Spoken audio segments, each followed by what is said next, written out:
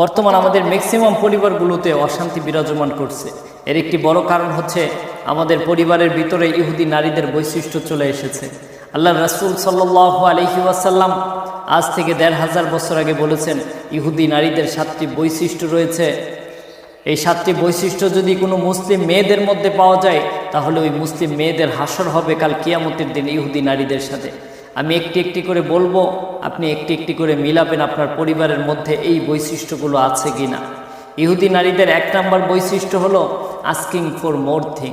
তারা স্বামীর কাছে বেশি বেশি জিনিস চায়।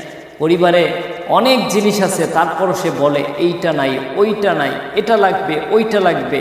শুধু স্বামীকে সবসময় স্বামীর কাছে চাওয়ার উপরেই থাকে। এটা ইহুদি নারীদের একটি বৈশিষ্ট্য। ইহুদি নারীদের ২ নম্বর বৈশিষ্ট্য হচ্ছে অলওয়েজ বিট দ্য হাজব্যান্ড।